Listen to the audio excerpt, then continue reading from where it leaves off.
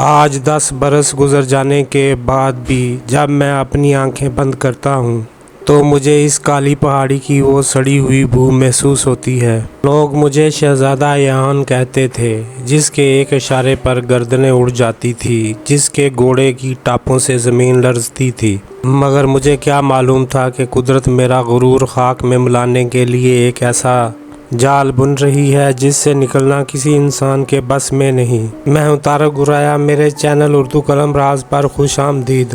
Channel کو subscribe کر لیں اور بیل آئیکن کو پریس کر دیں تاکہ ہر نئی آنے والی ویڈیو آپ تک پہنچ سکے۔ وہ دسمبر کی ایک خونی شام تھی۔ میں اپنے خاص 50 شکاریوں کے ساتھ ریاست کی آخری سرحد پر موجود کالے بن کے قریب تھا۔ میرے سامنے وہ ہرن تھا جس کا تذکرہ میں نے صرف کتابوں میں پڑھا تھا۔ اس کی کھال سونے کی طرح چمک رہی تھی اور اس کی آنکھیں، خدایا وہ آنکھیں کسی جانور کی نہیں بلکہ کسی انسان کی لگتی تھی جو مجھے پکار رہا تھا۔ میرے شکاری کتے جو شیروں سے لڑ جاتے تھے، اس جنگل کی سرحد پر پہنچ کر یوں دبک گئے جیسے موت کو اپنے سامنے دیکھ لیا ہو۔ میرے مصاحبوں نے میرے گھوڑے کی لگام تھامی اور گڑ گڑا کر کہا، شہزادے واپس پلٹ جائیے، اس سرحد کے پیچھے خدا کی بادشاہی نہیں بلکہ شیطان کا سایہ ہے۔ مگر میرا تکبر میرے سر چڑھ کر بول رہا تھا۔ میں نے ان کا ہاتھ چٹکا اور اپنے گھوڑے کو ایڑ لگا دی۔ جیسے ہی میرا گھوڑا سرحد پار ہوا، مجھے یوں لگا جیسے میں کسی دوسری دنیا میں داخل ہو گیا ہوں۔ وہاں درختوں کے پتے سبز نہیں بلکہ سیاہ تھے اور ان سے خون کی مانند کوئی گاڑھا مادہ ٹپک رہا تھا۔ ہوا اتنی سرد تھی کہ میری ہڈیوں میں سوئیاں چبھنے لگی۔ میں نے پیچھے مڑ کر دیکھا تو میرے ساتھی غائب تھے۔ وہاں صرف دھند تھی اور وہ خاموشی جو چیخ رہی تھی۔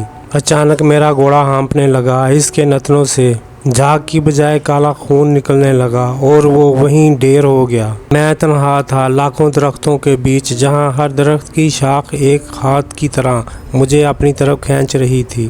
تبھی مجھے دور ایک پیلی روشنی نظر آئی۔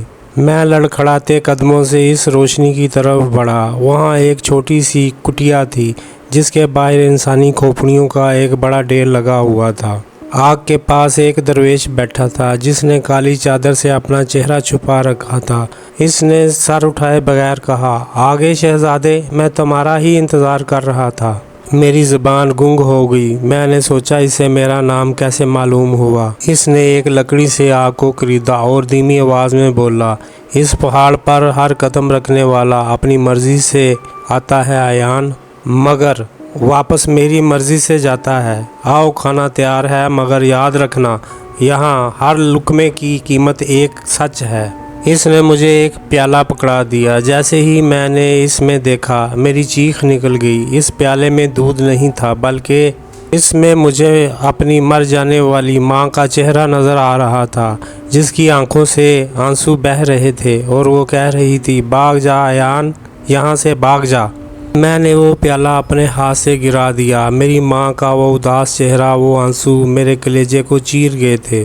پیالہ زمین پر گرتے ہی ٹوٹا نہیں بلکہ اس میں سے کالا دھواں اٹھنے لگا اور وہ درویش زور زور سے ہنسنے لگا۔ اس کی ہنسی ایسی تھی جیسے پرانی قبروں کی مٹی آپس میں رگڑ کھا رہی ہو۔ اس نے اپنا نقاب تھوڑا سا سرکایا۔ میں نے دیکھا کہ اس کے ماتھے پر ایک عجیب و غریب نشان تھا، جیسے کسی نے گرم لوہے سے سانپ کی شکل بنائی ہو۔ وہ بولا، ڈر گئے شہزادے؟ ابھی تو کھیل شروع بھی نہیں ہوا۔ تم نے میرا رزق زمین پر گرا دیا، اب اس کی قیمت تمہیں چکانی پڑے گی۔ میں نے اپنے کانپتے ہاتھوں سے تلوار نکالنے کی کوشش کی، مگر میرا ہاتھ جیسے پتھر کا ہو گیا تھا۔ میں اپنی جگہ سے ہل بھی نہیں پا رہا تھا۔ درویش نے میری آنکھوں میں جھانکا اور کہا، ایان، اس کالی پہاڑی پر تلواریں نہیں، ضمیر بولتے ہیں۔ بتاؤ، آج سے 5 سال پہلے اس برسات کی رات میں تم نے اس یتیم لڑکی کے ساتھ کیا کیا تھا جس کی زمین تم چھیننا چاہتے تھے؟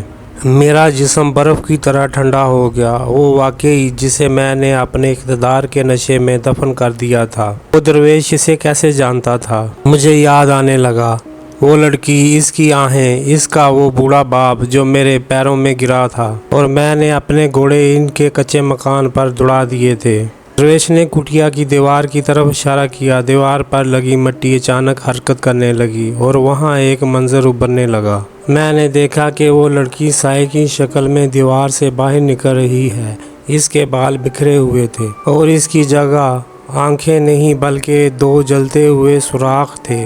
वो मेरी तरफ रेंगती हुई आने लगी। मैं चिल्लाया, मुझे माफ़ कर दो, मुझे यहाँ से जाने दो, मैं सब कुछ दे दूँगा, अपना तख्त, अपना ताज, अपनी दौलत। दरवेश ने कहका लगाया, यहाँ सोना मट्टी है और मट्टी सोना।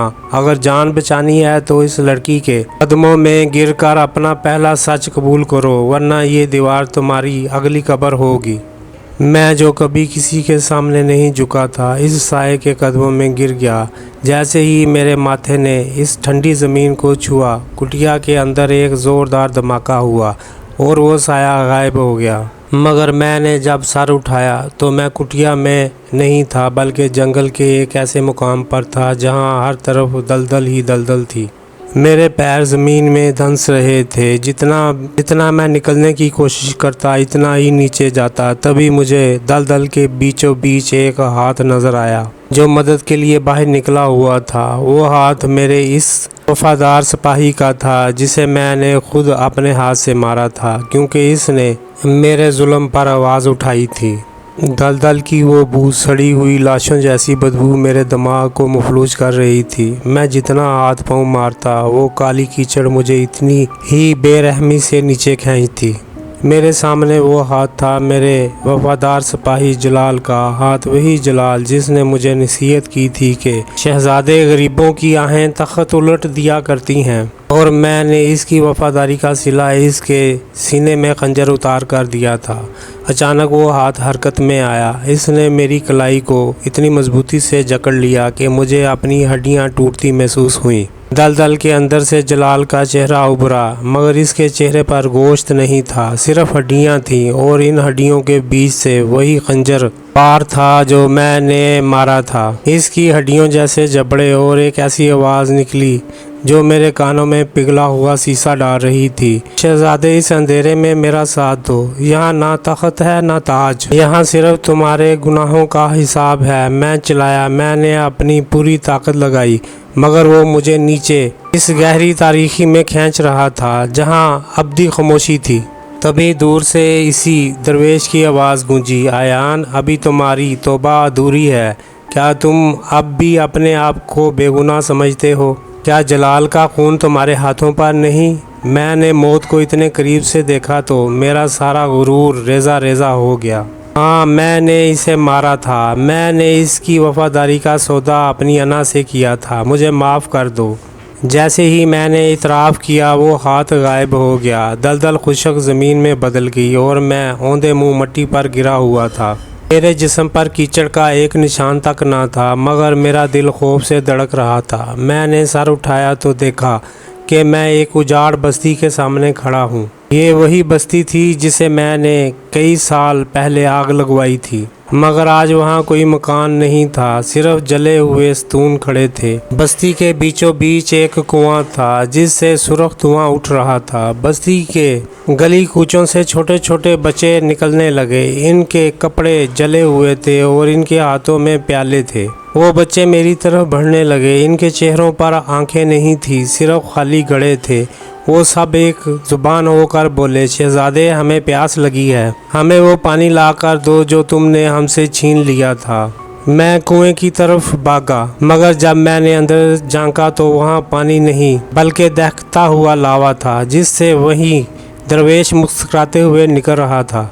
इसने मेरे कंधे पर हाथ रखा। इसका हाथ इतना ठंडा था जैसे बर्फ़ का टुकड़ा। वो बोला, तीसरा सच अभी बाकी है अयान, वो सच जो तुमने अपने आप से भी छुपाया है। इस कुएं के अंदर वो आईना है जिसमें तुम्हारी रूह कैद है। अगर तुमने वो आईना ना निकाला तो ये बच्चे तुम्हें नोच खाएंगे। वो कुआं नहीं था, वो मेरे गुनाहों की भट्टी थी। से निकलता हुआ सुर्ख धुआं मेरे सांसों को जहर आलूद कर रहा था। वो जले हुए बच्चे जिनके हाथों में खाली प्याले थे अब मेरे गिर्द घेरा डाल चुके थे। इनकी बेनूर आंखें मेरे वजूद को ऐसे तक रही थीं जैसे वो मेरी रूह का गोश्त नोचना चाहते हैं। दरवेश ने मेरे कान में सरगोशी की, डर क्यों रहे हो अयान? جس نے جیتے جی بستیوں کو راکھ کیا، وہ آج چند جلے ہوئے بچوں سے ڈر رہا ہے۔ اترو اس کنویں میں اور ڈھونڈو وہ آئینہ، ورنہ یہ بچے تمہیں کبھی اس بستی سے باہر نہیں جانے دیں گے۔ میں نے آنکھیں بند کی اور اس دہکتے ہوئے کنویں میں چھلانگ لگا دی۔ مجھے لگا کہ میرا جسم راکھ ہو جائے گا، مگر عجیب بات تھی، وہ آگ مجھے جلا نہیں رہی تھی بلکہ مجھے منجمد کر رہی تھی۔ کنویں کی تہہ میں پہنچا تو وہاں آگ نہیں بلکہ ایک وسیع اور ریز ہال تھا، جس کی دیواریں انسانی ہڈیوں سے بنی تھیں۔ ہال کے بیچوں بیچ ایک بڑا سا آئینہ رکھا تھا جس پر کالی چادر پڑی تھی۔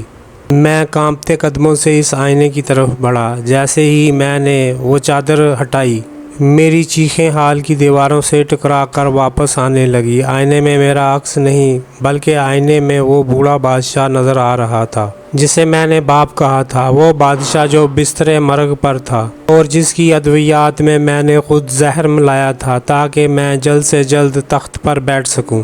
وہ میرا سب سے بڑا گناہ تھا، وہ سچ جو میں نے پوری دنیا یہاں تک کہ اپنے ضمیر سے بھی چھپا رکھا تھا۔ آئینے میں موجود میرے باپ کے چہرے پر گوشت پگھل رہا تھا اور وہ کراہتے ہوئے بولے، ایان، تم نے تخت کی خاطر اس کا سودا کیا جس نے تمہیں زندگی دی، اب دیکھو اس تخت کی اصلیت۔ اچانک آئینے سے کالی لکیریں نکلی اور انہوں نے مجھے جکڑ لیا۔ درویش ہال کے اندھیرے سے نمودار ہوا، مگر اب اس کا حلیہ بدل چکا تھا۔ اس کے سر پر سینگ تھے اور اس کی آنکھیں دہکتے ہوئے کوئلوں کی جیسی تھیں۔ اس نے کہکا لگایا، شکریہ شہزادے، تمہارے اس آخری اعتراف نے مجھے وہ طاقت دے دی ہے جس کا میں صدیوں سے انتظار کر رہا تھا۔ میں کوئی درویش نہیں، میں اس پہاڑ کا وہ شیطان ہوں جو تمہاری جیسی کالی روحوں کے شکار پر جیتا ہے۔ اس نے ہاتھ میرے سینے پر رکھا، مجھے لگا کہ میرا دل باہر نکل آئے گا۔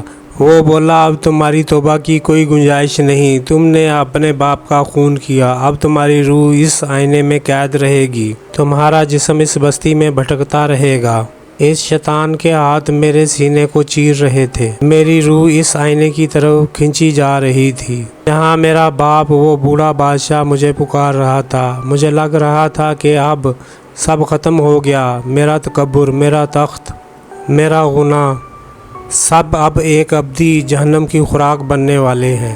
اس نے میرے کان میں دہکتی ہوئی آواز میں کہا، ایان، اب توبہ کا وقت ختم ہوا، تم نے اپنے باپ کو مارا، تم نے بستیوں کو راکھ کیا، تم نے خدا کی زمین پر اپنے نام کا سکہ چلایا، اب تمہارا ٹھکانہ یہ آئینہ ہے۔ میری آنکھوں کے سامنے اندھیرا چھانے لگا، مگر عین اس لمحے جب میری روح آئینے کے اندر دھنسنے ہی والی تھی، مجھے اپنی ماں کی وہ آواز دوبارہ سنائی دی جو میں نے پہلی بار پیالے میں سنی تھی، ایان، سجدہ کر، وہ اللہ، وہ رحیم ہے، وہ اب بھی سن رہا ہے۔ میں نے اپنی پوری طاقت جمع کی، اپنی روح کو اسی شیطانی گرفت سے چھڑانے کے لیے آخری کوشش کی اور اپنی پیشانی اس ٹھنڈے پتھریلے فرش پر رکھ دی۔ میں نے روتے ہوئے پکارا، یا اللہ، میں نے اپنے نفس پر ظلم کیا، میں گناہ گار ہوں، میں مجرم ہوں، لیکن تیری رحمت میرے گناہوں سے بڑی ہے، مجھے معاف کر دے۔ جیسے ہی میرے آنسوؤں نے اس فرش کو چھوا، وہ ہڈیوں کا حال لرزنے لگا۔ وہ آئینہ جس میں میرا باپ قید تھا ایک زوردار دھماکے سے پاش پاش ہو گیا۔ وہ شیطان جو درویش کے روپ میں تھا ایک خوفناک چیخ مار کر دھوئیں میں بدل گیا۔ روشنی اتنی تیز تھی کہ میری آنکھیں چندھیاں گئیں۔ جب میری آنکھ کھلی تو سورج کی پہلی کرنیں میرے چہرے پر پڑ رہی تھی۔ میں کسی کنویں میں نہیں تھا، نہ کسی حال میں اس کالے بن کی سرحد پر ایک پرانی قبر کے پاس اوندے منہ گرا ہوا تھا۔ میرے سامنے وہ گھوڑا کھڑا تھا جو مر چکا تھا، مگر اب وہ زندہ تھا اور گھاس چر رہا تھا۔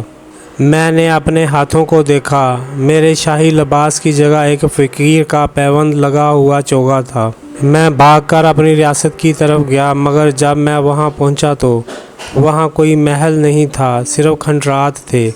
میں نے ایک راہگیر سے پوچھا، شہزادہ ایان کا محل کہاں ہے؟ اس نے حیرت سے مجھے دیکھا اور کہا، بابا جی، شہزادہ ایان کو مرے ہوئے تو 100 سال گزر چکے ہیں، وہ تو شکار پر گیا تھا اور پھر کبھی واپس نہیں آیا۔ میرا دل دھڑکنا بھول گیا، مجھے احساس ہوا کہ وہ ایک رات نہیں تھی، وہ 100 سال کا سفر تھا۔ جو میں نے توبہ کی تلاش میں گزار دیا۔ میں نے اپنے گلے میں ہاتھ ڈالا، وہاں وہی شاہی مہر لٹک رہی تھی، مگر اب وہ مٹی بن کر میرے ہاتھ میں جڑ گئی۔ آج میں اس کالی پہاڑی کے دامن میں بیٹھتا ہوں۔ لوگ مجھے ایک پاگل فقیر سمجھتے ہیں، مگر میں جانتا ہوں کہ وہ پہاڑ آج بھی وہیں ہے۔ وہ درویش آج بھی مسافروں کے انتظار میں ہے۔ یاد رکھنا، تخت و تاج ایک دھوکہ ہے، اور سچی بادشاہی صرف اس کی ہے جو دلوں کے بید جانتا ہے۔ میں عیان ہوں ایک ایسا بادشاہ جسے اس کی توبہ نے فقیر بنا کر ابدی زندگی دے دی۔ یہ تھی کہانی شہزادہ عیان کی، جس نے اپنی زندگی کے بدلے سچائی خریدی۔ آپ کو یہ سیریز کیسی لگی؟ کمنٹس میں اپنی رائے ضرور دیں، اور اردو قلم راز کو سبسکرائب کرنا نہ بھولیں۔